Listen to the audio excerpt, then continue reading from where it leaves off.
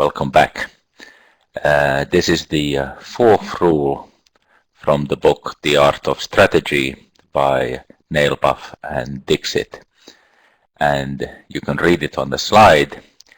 It goes like this: having exhausted the simple avenues of looking for dominated strategies or ruling out dominated ones, next search all the cells of the game for a pair of mutual best responses in the same cell. And this is a Nash equilibrium of the game. Now, that is a mouthful, but actually in practice it is relatively simple. So if you look at the picture with company B and company C once again is in black and company B is in red. Now, how do you find the best response? So let's start with company B.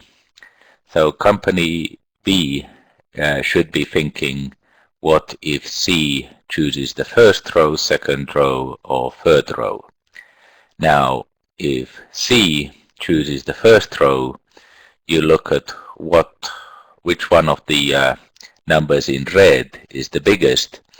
So the numbers in red on the first row are 0, 40, and 15, and you go and underline 40, and that is a best response.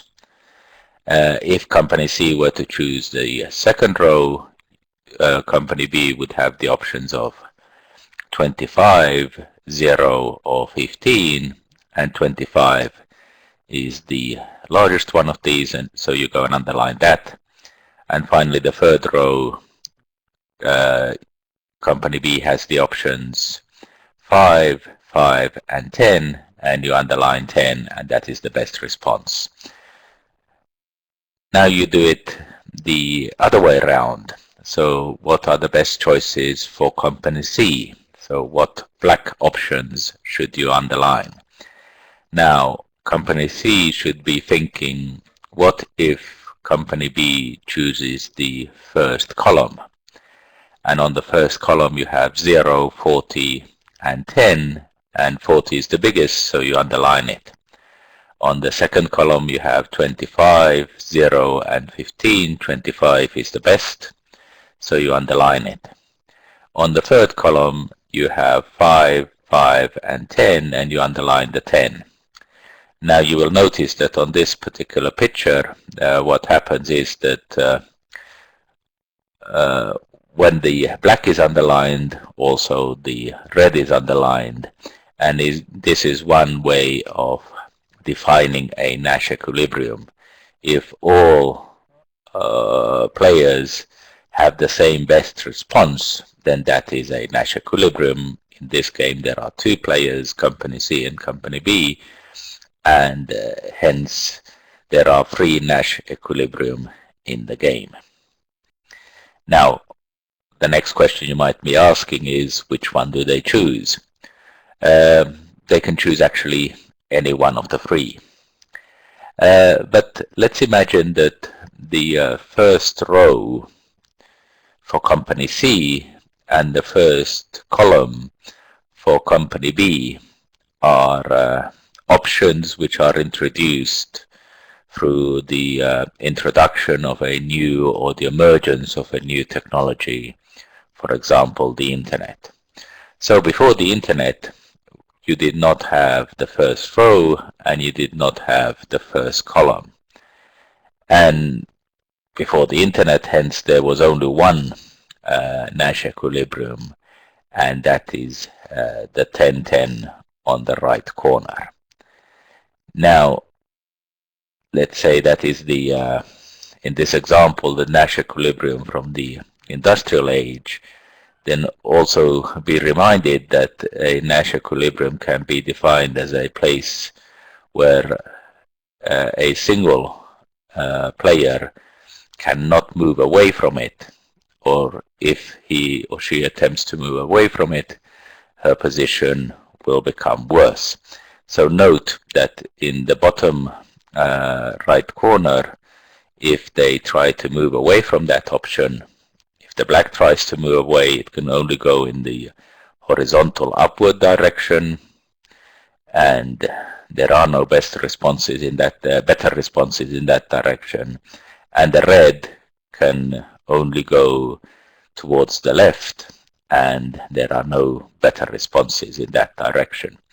So in a sense, if you like, the industrial economy gets stuck into the industrial economy, gets locked in, and even though there are other Nash equilibriums introduced by the new technology, the 25 and 40 and the 40 and 25, they cannot move away from it.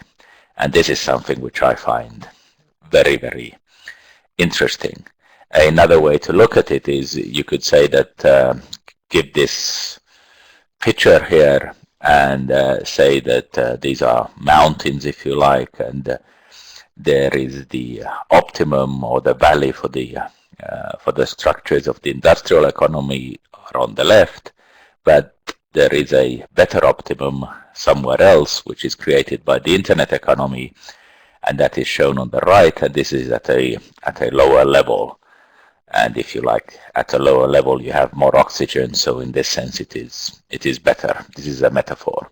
Now, to move from the industrial economy optimum, you have to climb a mountain first before you can descend to the new optimum. So societies might get locked in. And does this really happen? I argue that yes, it does. And I have 3 examples personally which I have bumped into. One is the mobile internet, which was very difficult to create, and it meant that you had to change the business model toward a more flat rate to kick off the mobile internet. The second option is universities, and the way online education is changing universities. Universities in industrialized countries are finding this a very, very difficult change. And the third example is electronic identity.